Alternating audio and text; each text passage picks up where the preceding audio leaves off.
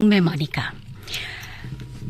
एक बार किसी ने कहा था कि ईश्वर ने एक चीज बनाई और फिर उसके बाद हजारों करोड़ों बनाई, लेकिन उस जैसी उसके बाद दूसरी नहीं बनाई।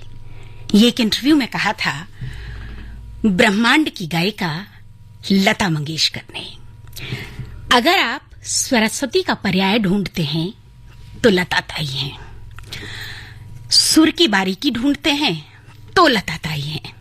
और सच कहें, कई बार आप किसी व्यक्ति को बहुत पसंद करते हैं, मगर फिर भी उसके बोलने के विषय में आप ये महसूस करते हैं कि ईश्वर ने मेरे लिए ये दिन क्यों चुना। 6 फरवरी सन 2022, ये दिन जब तक जीवित हूं अपनी आखिरी सांस के साथ मैं भूलूंगी नहीं।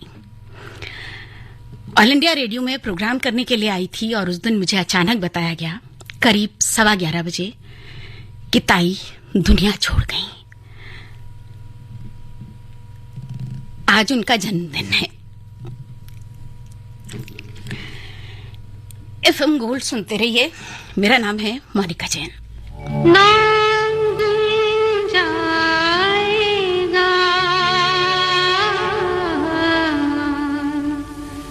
चेहरा ये बदल जाएगा, मेरी आवाज़ ही पहचान है। गर याद रहे नाम भूल जाएगा, चेहरा ये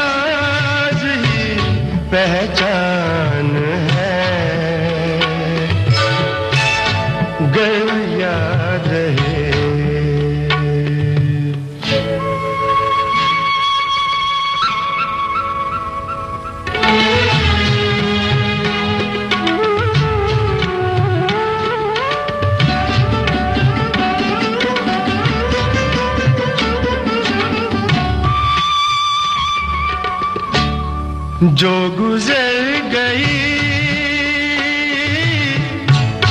कल की बात थी हो, उम्र तो नहीं एक रात थी, रात का सिराग फिर मिले कहीं, मेरी आवाज ही पहचान है। गर याद रहे नाम भूल जाएगा, चेहरा ये बदल जाएगा, मेरी आवाज ही पहचान है। गर याद रहे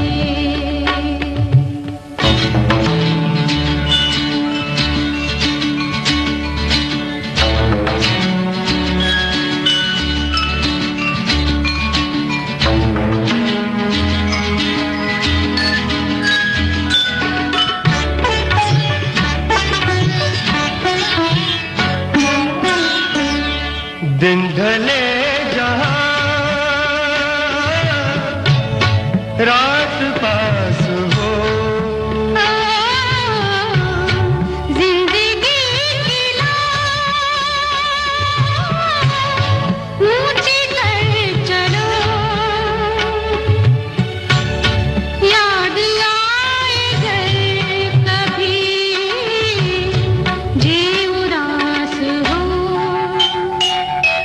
मेरी आवाज ही पहचान है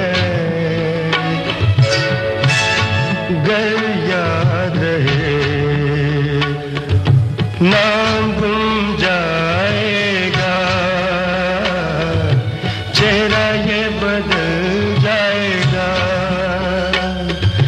मेरी आवाज ही पहचान है गर याद रहे दुनिया में ऐसे बहुत कम लोग होते हैं कि जिनकी आवाज ही उनकी पहचान बने। और आज हम जिनके विषय में बात कर रहे हैं उनके विषय में क्या कहें। आप माने या नहीं माने, जब भी कुछ बोलने के लिए मुंह खोलती हूँ तो यूं लगता है मानो मैं स्वयं सरस्वती की आराधना कर रही हूँ। 28 सितंबर 1929 को मध्य प्रदेश के इंदौर शहर में जन्मी हमारी आपकी लता ताई। घर में पूरा दिन संगीत का माहौल था क्योंकि पिता लोगों को संगीत सिखाते थे और ताई के जो पिता थे वो दीनानाथ मंगेशकर जी, वो खुद एक बहुत बड़े शास्त्रीय गायक थे। उनकी अपनी एक ड्रामा कंपनी भी थी, ये सब लोग जानते हैं। तो हमेशा रिहर्सल होती रहती थी घर में और जाहिर सी बात है जब घर में कुछ हो रहा है तो उसे बच्चे जरूर सुनते हैं। पिता के सामने कभी गाती नहीं थी, लेकिन हाँ घर में माँ जहाँ खाना बनाती थी यानी उस रसोई घर में जैसे बर्तनों का एक स्टैंड होता है तो उस स्टैंड पे चढ़ जाती थी ये नन्ही लता और जोर जोर से स्टैंड बजा के खूब जोर जोर से माँ को गाने सुनाती थी। इन्हें सहगल साहब बचपन से बहुत पसंद थे। जोर जोर से कभी पिताजी की गाई हुई बंदिशें सुनाती थीं तो कभी सहगल साहब के गाने जोर जोर से सुनाती थीं और माँ तब गुस्से में कहती थी, तू भाग यहाँ से, जब देखो तब कुछ ना कुछ गाती रहती है, जाके अपने पिताजी को सुनाया कर, मेरा सर मत खाया कर। और यूं ही अल्हड़पन में गाती गुनगुनाती ये नन्ही लता कब लता मंगेशकर के स्वरूप में वृहदाकार आकार लेती चली गई। ये कहानी इतनी बड़ी है कि जिसको समेटने के लिए मात्र और मात्र कुछ घंटों का समय या कुछ दिन और महीने छोटे मालूम होते हैं। लेकिन बात जब हम इनकी गायकी की करें और इनके पिता की करें कि उन्हें कैसे पता लगा कि बिटिया बहुत अच्छा गाती है, तो चले एक वाकया ऐसा हुआ कि इनके पिताजी के पास में जो है बच्चे सीखने के लिए आते थे, वो उनका रोजगार भी था और शास्त्रीय संगीत सिखाते थे, साथ ही साथ में ड्रामा कंपनी में रिहर्सल होती थी। एक रोज ये हुआ कि एक लड़का तानपुरे पे कुछ राग गा रहा था और इन्होंने सुना तो पहले तो कुछ बोली नहीं, लेकिन फिर जैसे ही इनके पिताजी ने कहा कि बच्चे आप रियाज करो, मैं जरा नीचे से होकर आता हूं। हुआ क्या, पिताजी गए तो ये दरवाजे पे खड़ी खड़ी उसका रियाज सुन रही थी। वो लड़का कहीं ना कहीं कोई ना कोई गलती उस बंदिश में कर रहा था। तो ये भीतर गई और कहने लगी, ये ऐसे नहीं गाया जाता है। अब जब उसने ये बोला नन्ही लता ने, तो वो लड़का भी देखने लगा, कहने लगा मुझे अच्छा नहीं लग रहा है, ये ऐसे नहीं गाते हैं बाबा। तो उसने बोला कि कैसे गाते हैं। इन्होंने वो उसे गाकर बताया। अच्छा, ये जो पूरा वाकया हो रहा था उस दौरान जो है पिताजी नीचे से ऊपर आ चुके थे और दरवाजे पे खड़े लता की उन तमाम सारी बारीक बातों को सुन रहे थे जो वो उस लड़के को सिखा रही थी। इन्होंने ये बताया कि कैसे पिताजी बंदिश को गाते हैं। बस जी, इन्होंने बंदिश गा के सुनाई। पिताजी ने सुना कि इतनी कठिन बंदिश ये लड़की गा रही है, तो मां से बोले, मैं यूं ही खाम दुनिया भर को संगीत सिखा रहा हूं, गवैया तो घर में बैठा है, मैं क्यों ना ऐसे सिखाऊं। बस फिर क्या था, दूसरे दिन सवेरे 6 बजे उठाया, हाथ मुंह धोने को कहा और बोले तानपुरा उठाओ और मेरे सामने बैठो। मैंने जो उस लड़के को सिखाया था वही तुम्हें सिखाऊंगा। और बस उसे कठिन राग के साथ नन्ही लता जब 5 वर्ष की थीं, तब इनकी संगीत की तालीम शुरू हो गई।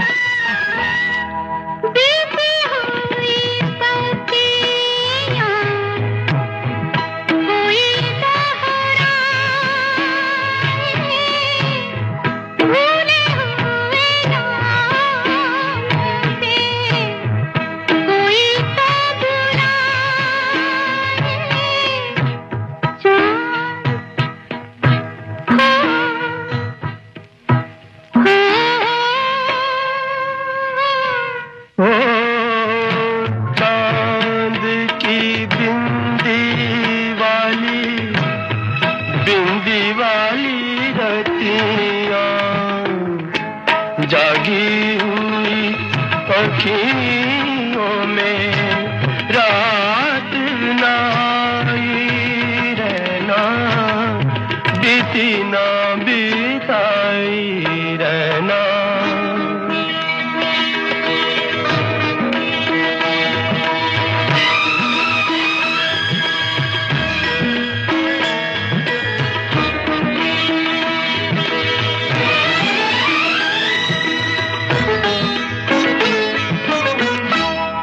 युग आते हैं और युग जाए,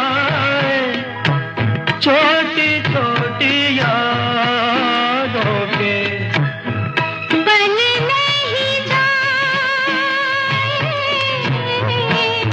छूट से काली लागे, लागे काली रतियाँ, रूठी हुई अखियों ने लाख मनाई रहना, बीती ना बिताई रहना। कहने को बहुत कुछ है, सुनाने को बहुत कुछ है, लेकिन सच बात यह है कि हम जब लता ताई के बारे में बात करते हैं तो आप यकीन मानिएगा ऐसा बहुत कुछ होता है जो हम और आप एक दूसरे के साथ बांटना चाहते हैं। लेकिन आज उन तमाम बातों को लेकर आई हूं जो बहुत सारे लोग जानते भी हैं, लेकिन आज की पीढ़ी में बहुत से लोग जानते भी नहीं हैं। ये बात करीब तक की है जब लता ताई 9 बरस की थीं और एक ऐसा वाकया हुआ कि जिसने तमाम दुनिया के आगे नन्ही लता को बतौर गायिका ये बता दिया कि वो एक बहुत अच्छी गायिका बन सकती है, वो स्टेज परफॉर्मर बन सकती है और सच बात कहें तो क्लासिकल में आने वाला एक नया सितारा बन सकती है। शोलापुर में उन दिनों ये लोग रहते थे परिवार के साथ में। तो इनके पिताजी चूंकि ड्रामा कंपनी थी तो जाहिर सी बात है कि आए दिन रिहर्सल होती थी, सब तरह तरह के ड्रामाज होते थे उसमें। एक बार क्या हुआ कि ड्रामा कंपनी से कुछ लोग आए और उन्होंने कहा कि दीनानाथ राव, ऐसा है हम आपका एक क्लासिकल प्रोग्राम अपने ही थिएटर में करना चाहते हैं। तो इनके बाबा बोले कि ठीक है करो। उन सबके जाने के बाद 9 वर्ष की ये नन्ही लता कहती है, बाबा मैं आपके साथ स्टेज पे गाना चाहती हूं। तो उन्होंने कहा कि तू गाएगी क्या रे, तू तो इतनी छोटी है और तुझे तो अभी आता भी नहीं है सब कुछ गाना। तो लता ताई बोली कि मैं गाऊंगी और जरूर गाऊंगी। तो बाबा ने कहा ये बता कौन सा राग गाएगी। तो बोली खंबावती गाऊंगी, जो उस समय उनके बाबा उन्हें सिखा रहे थे। ठीक है भाई, बाबा ने बच्ची का मान रखा और बोले चल ठीक है, मेरे साथ चलना और तू भी गाना। खैर, शो रात का था, तो जब पहुंचे तो उन्होंने ये कहा कि लता ऐसा है, पहले स्टेज पर तुम जाओ और तुम गीत गाओ। तो बोली कि ठीक है, मैं जाती हूँ और मैं पहले गाकर आती हूँ। अब नन्ही लता, कहते हैं ना कि बचपन सच में बहुत मासूम होता है, सिर्फ और सिर्फ स्टेज पे गाने का शौक था। अपने पिताजी को देखती थी गाते हुए, तो बस वही शौक उन्हें वहां तक उत्कंठा के साथ ले आया कि मैं आज स्टेज पर पहली बार गा रही हूं। जब इन्होंने गाया और लोगों ने सुना तो लोग वाकई हतप्रभ थे कि दीनानाथ मंगेशकर के घर सरस्वती ने अवतार लिया है। खैर, उसके बाद ये हुआ कि पिताजी ने गाया तो बोली कि मैं आपके पास बैठना चाहती हूं। अब बचपना देखिएगा, गाने से प्रेम देखिएगा, स्वरों से प्रेम देखिएगा, कितना था इस नन्ही लता को। पिताजी अपनी परफॉर्मेंस दे रहे थे और ये वहां बगल में बैठी हुई थी। सुनते सुनते जाने कब सो गईं और वहीं पिताजी गाते रहे और उनकी बिटिया उनकी गोद में सर रख के सो गई। इस तरह ताई ने ये बताया था एक इंटरव्यू में कि ये मेरा जीवन का पहला स्टेज परफॉर्मेंस था, जब मैंने अपनी इच्छा जाहिर करके पहली बार स्टेज पर कुछ गाया। बात लता ताई की हो रही हो तो बात कहीं ना कहीं हम जाने और अनजाने में, बल्कि मैं तो ये कहूंगी कि हम मां सरस्वती के एक पर्याय की बात कर रहे होते हैं। आकाशवाणी के एफएम गोल्ड चैनल पर रहिए हमारे साथ।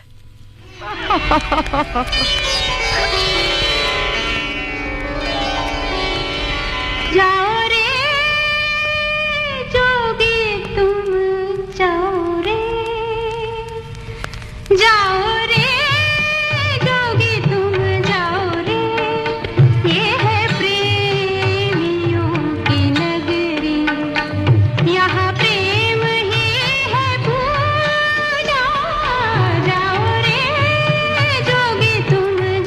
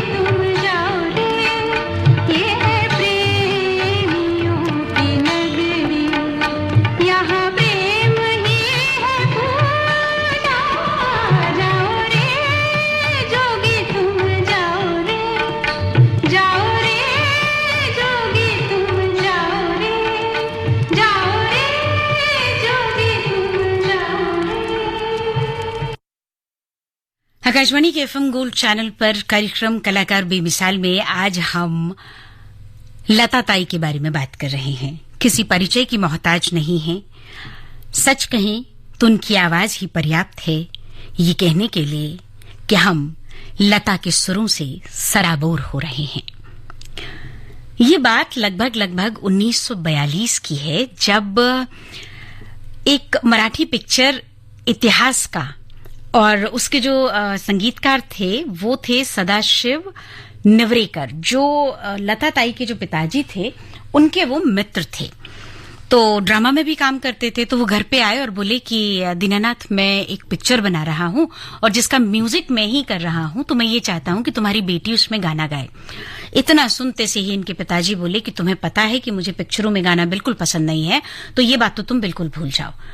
बस चूंकि वो उनके मित्र थे और बहुत अच्छे मित्र थे, तो अपनी दोस्ती का उन्होंने वास्ता दिया और बोले कि ऐसा है दीनानाथ, सिर्फ एक फिल्म में गाओ, और बल्कि लड़की को इजाजत दे दो कि वो एक फिल्म में गा ले, उसके बाद वो नहीं गाएगी, मेरा इतना मान रख लो। ठीक है भाई, वो राजी हो गए। उन्होंने कहा ठीक है, तुम ले जाओ इसको और एक ही गाना गाएगी, उसके बाद नहीं गाएगी। तो उन्होंने कहा ठीक है। पूना में सरस्वती टोन था जहां पे गाना रिकॉर्ड हुआ। लेकिन कहते हैं ना कि जब आप बहुत मेहनत करें और मेहनत के साथ साथ उस मेहनत में श्रद्धा और विश्वास दोनों हो, आप अपना काम सेवा के भाव से करें, तो स्वयं जगन्नाथ आप पर प्रसन्न होते हैं। लेकिन कई बार मुंह से निकली बात ऐसी भी हो जाती है कि जो सच साबित हो जाती है। चूंकि पिताजी नहीं चाहते थे कि वो फिल्मों में गाए उनकी बिटिया, तो ये फिल्म रिलीज ही नहीं हुई। अब ये देखिए कैसा अजब इत्तेफाक था। ये बात थी मार्च महीने की 1942 की, जब गाना रिकॉर्ड हुआ था, और अप्रैल 1942 में पिताजी का देहांत हो गया। स्थितियां बहुत विकट थी। 4 बहनें, भाई और मां। लता को मिला के 4 बहनें। घर की सबसे बड़ी लड़की लता, जो गाना जानती थी, कुछ थोड़ा बहुत बाहर की दुनिया से मिल चुकी थी। तो मास्टर विनायक एक बार उनके पास आए। उनका मराठी फिल्मों में बहुत अच्छा नाम था। तो बोले कि तुम मेरी फिल्म में काम करोगी? तो उन्होंने कहा हाँ करूंगी। फिल्म थी पहली मंगड़ा गौर, यानी इस पूरी फिल्म का नाम यही है, पहली मंगड़ा गौर। तो हुआ कुछ ऐसा कि इनका कॉन्ट्रैक्ट वगैरह सब कुछ साइन हो गया, लेकिन दुर्भाग्य से झगड़ा हो गया। तो मास्टर विनायक जो थे वो कंपनी छोड़ के कोल्हापुर चले गए और इनको बोलकर गए लता को कि बेटा इस फिल्म का काम कर लो, उसके बाद में तुम कोल्हापुर आना, मैं फिल्म बनाऊंगा, तुम मेरे साथ फिल्म में काम करना। खैर फिल्म पूरी हुई, उसके बाद कोल्हापुर का सफर भी इन्होंने तय किया। लेकिन उस सफर के दौरान और उस दौरान क्या कुछ हुआ, ये भी हम बात जरूर करेंगे। आकाशवाणी के एफएम गोल्ड चैनल पर आपके साथ हूं मैं मोनिका। रहिएगा हमारे साथ में। एक बहुत छोटा सा अंतराल ले रही हूं, आप कहीं नहीं जाएंगे, ये एतमाद मुझे हमेशा रहा है।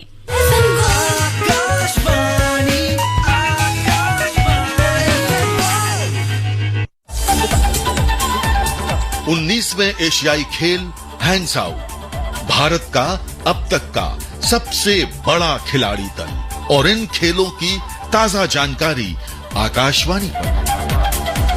ढेरों पदकों की आस और पाने का विश्वास, जानिए आकाशवाणी के साथ 19वें एशियाई खेल चमकेगा भारत।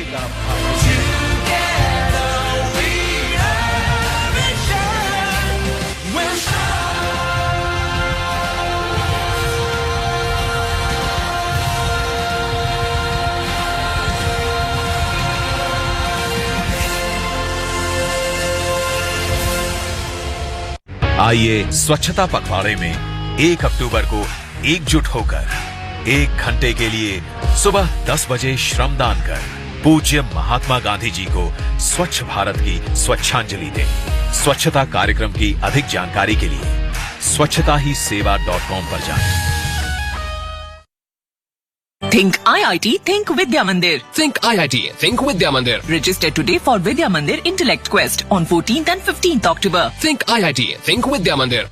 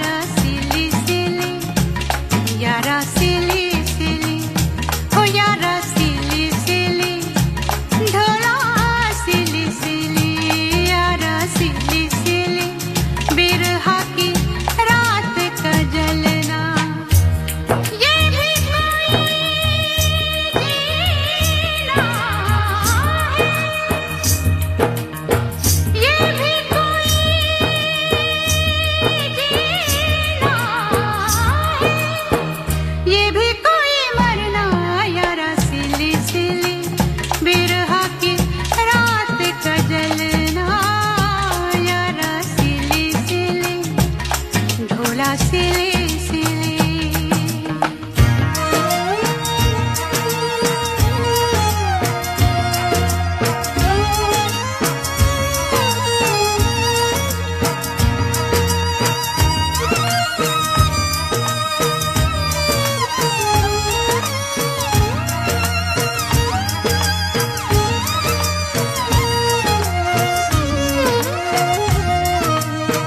टूटी हुई चूड़ियों से जोड़ू ये कलाई में पिछली गली में जाने क्या छोड़ आई मैं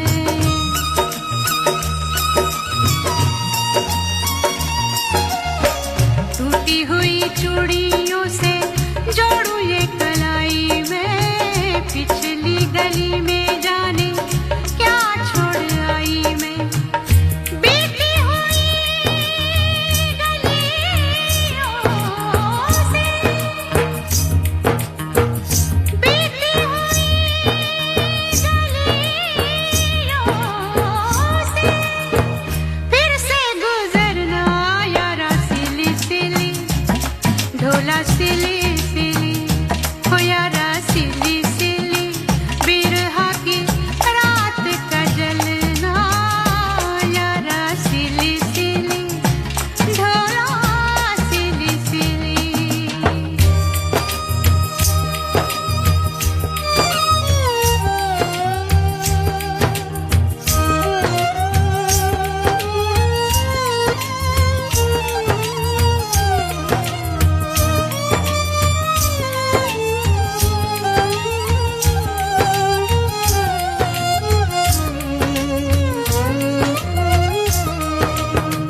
पैरों में न साया कोई सर पे न साई रे मेरे साथ जाए ना मेरी परछाई रे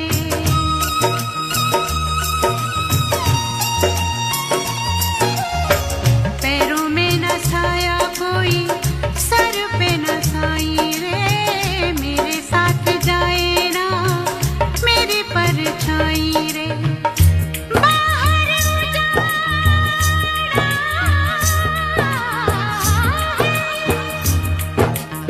बाहर उजाड़ा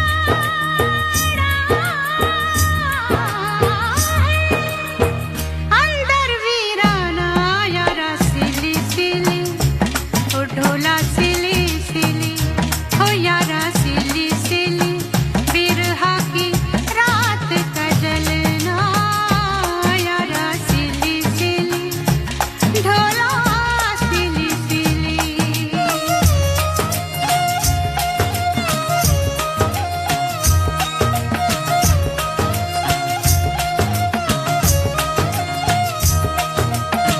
यारा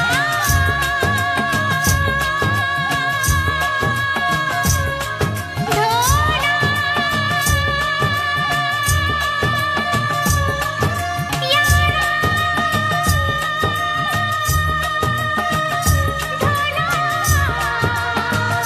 यारा ढोला यारा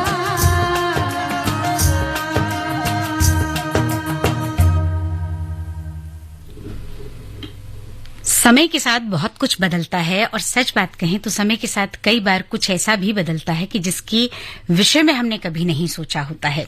लेकिन हाँ, जो कुछ बदल रहा होता है या जो कुछ चल रहा होता है उसके विषय में हम और आप जानते कुछ नहीं हैं।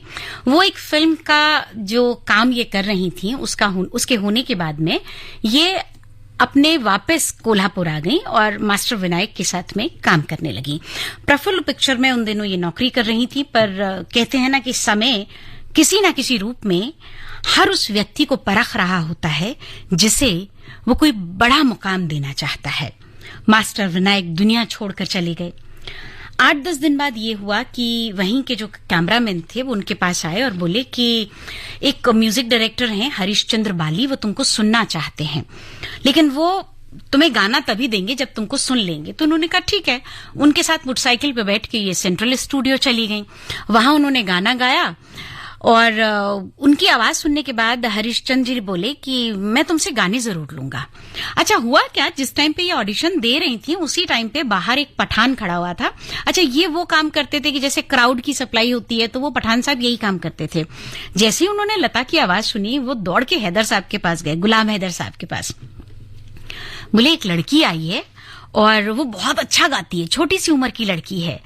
तो लता जी के पास में संदेशा भेजा गया। लता ताई अपनी मौसी की लड़की के साथ में फिल्मिस्तान गोरेगांव गई। वहां सुबह की गई शाम तक 4-5 बजे तक बैठी रही और गुलाम हैदर साहब ये भूल ही गए कि उन्होंने 2 बच्चों को बुलाया हुआ था गाना सुनने के लिए। बहरहाल रिकॉर्डिंग से फारिग होने के बाद में गुलाम हैदर साहब बोले कि सॉरी, मैं बहुत व्यस्त हो गया था रिकॉर्डिंग में, चलो अब मैं तुमको सुनता हूं। इन्होंने क्या किया कि जो गुलाम हैदर साहब का गाना था वही ऑडिशन में ने सुना दिया। वो बहुत खुश हुए। बोले अच्छा ये बताओ तुम नूरजहां का गा सकती हो? तो उन्होंने नूरजहां का भी गाया। फिर पूछते हैं कि तुम किससे सीख रही हो? इन्होंने बताया लता ताई ने कि मैं अमानत खान साहब से सीख रही हूं। तो वो उनके मित्र थे हैदर साहब के। बोले बहुत अच्छा सिखाते हैं, उनसे सीखती रहो। इस बीच में क्या हुआ कि गुलाम हैदर साहब ने कहा कि मैं तुम्हें किसी से मिलवाना चाहता हूं। तो उन्होंने कहा ठीक है। एस मुखर्जी साहब से वो मिलवाने के लिए ले गए। वो इन दोनों दिलीप साहब की को लेकर एक फिल्म बना रहे थे, शहीद।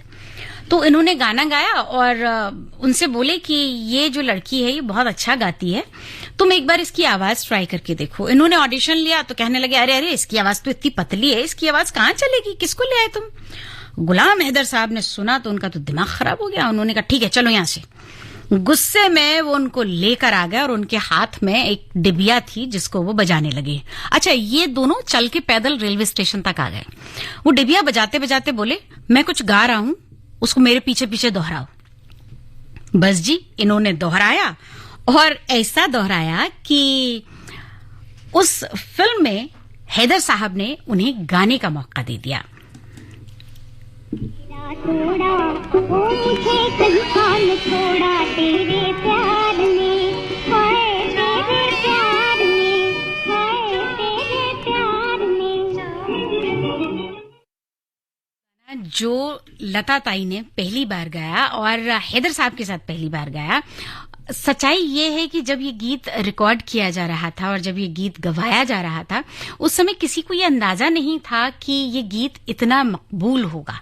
और सच्चाई भी यही है कि गीत खासा मकबूल हुआ, खूब लोगों ने सुना, पसंद भी किया। लेकिन तमाम सारी अड़चनों के बाद ये कहा जाता है ना कि अगर आप पूरी शिद्दत के साथ में मेहनत करते हैं और चाहते हैं कि आपके जीवन में वो तमाम सारी चीजें, वो तमाम सारी खुशियां जरूर आएं जिसके आप हकदार हैं, तो थोड़ा सा विनम्र होना ही पड़ता है।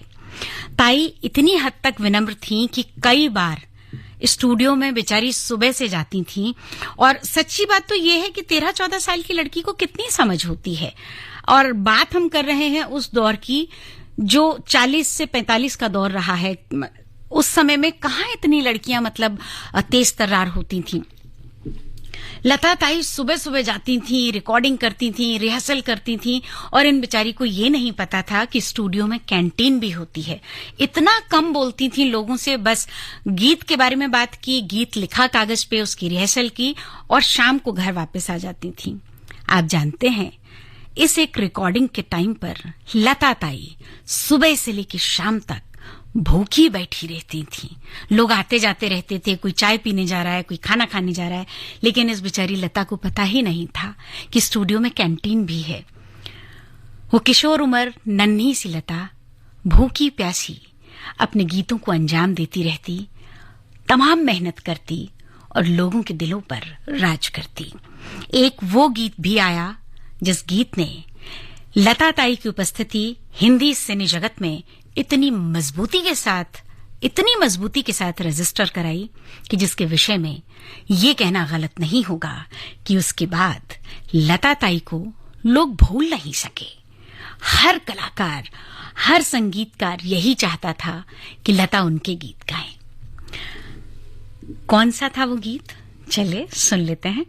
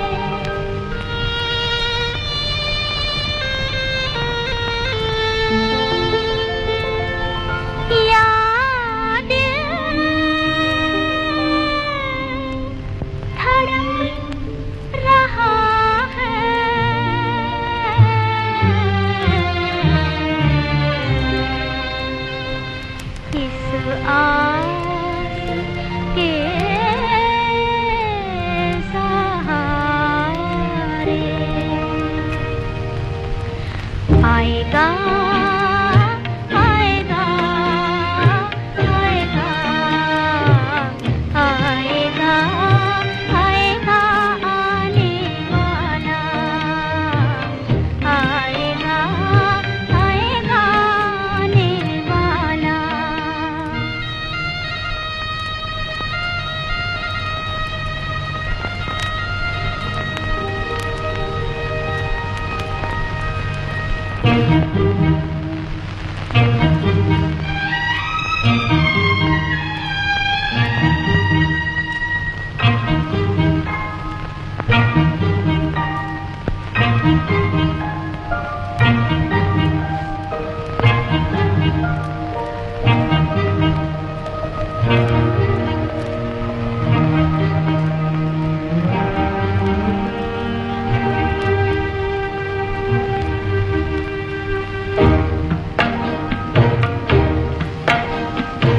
आएगा आएगा आएगा आएगा आने वाला आएगा आएगा आएगा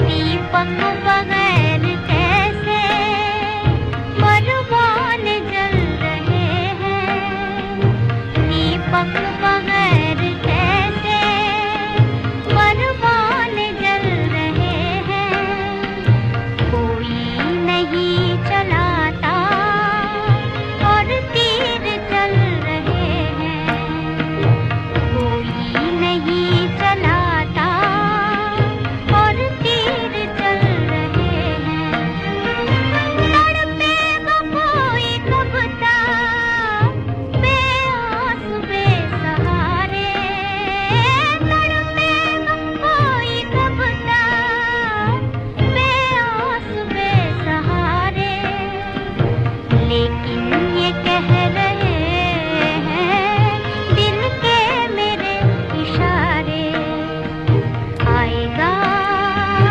आएगा आएगा आएगा आने वाला आएगा आएगा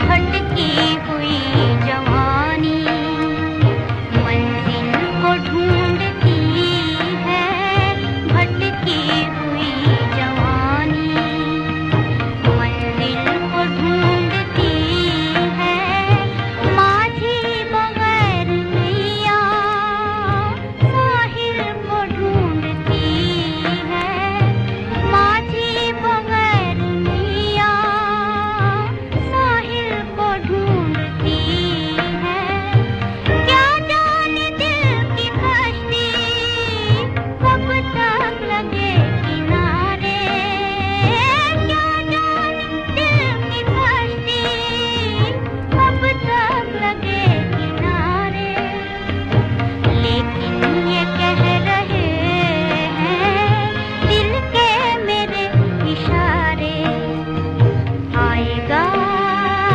आएगा आएगा आएगा आने वाला आएगा आएगा आएगा आएगा पता है, न्याय विभाग भारत सरकार ने गरीब और जरूरतमंदों को न्याय दिलाने की प्रक्रिया को किया और भी आसान। हाँ बिल्कुल, टेलीलॉ और न्याय बंधु सेवाओं का हो गया है एकीकरण। अब चाहे टेलीलॉ के माध्यम से मुफ्त कानूनी सलाह लेनी हो या न्याय बंधु में पंजीकृत वकीलों से कोर्ट में निःशुल्क कानूनी सहायता के लिए जुड़ना हो, अब दोनों एक ही ऐप पर उपलब्ध। डाउनलोड करें आज ही Tele Law for citizens mobile app अथवा लॉग इन करें www.tele-law.in या अपने नजदीकी CSC सेंटर से संपर्क करें। न्याय विभाग भारत सरकार द्वारा जनहित में जारी। आइए स्वच्छता पखवाड़े में 1 अक्टूबर को एकजुट होकर 1 घंटे के लिए सुबह 10 बजे श्रमदान कर पूज्य महात्मा गांधी जी को स्वच्छ भारत की स्वच्छांजलि दें। स्वच्छता कार्यक्रम की अधिक जानकारी के लिए स्वच्छताहीसेवा.com पर जाएं। Think IIT, Think Vidya Mandir. Think IIT, Think Vidya Mandir. Register today for Vidya Mandir Intellect Quest on 14th and 15th October. Think IIT, Think Vidya Mandir. आइए स्वच्छता पखवाड़े में 1 अक्टूबर को एकजुट होकर 1 घंटे के लिए सुबह 10 बजे श्रमदान कर पूज्य महात्मा गांधी जी को स्वच्छ भारत की स्वच्छांजलि दें। स्वच्छता कार्यक्रम की अधिक जानकारी के लिए स्वच्छताहीसेवा.com पर जाएं।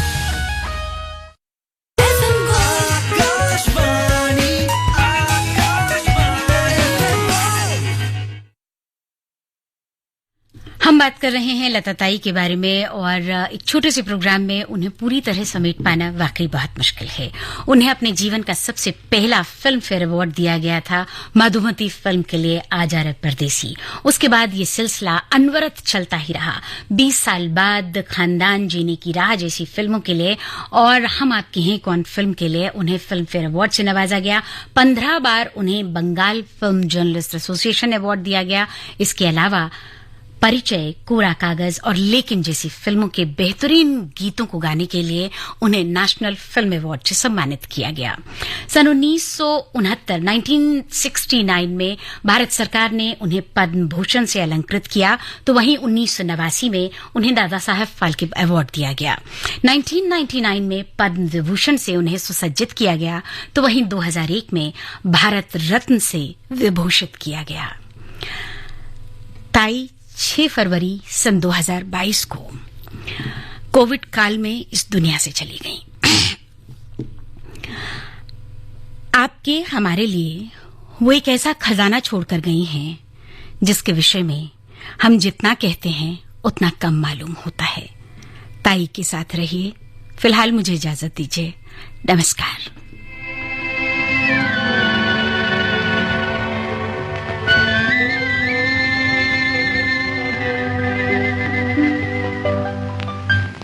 मैं तो कब से खड़ी इस पार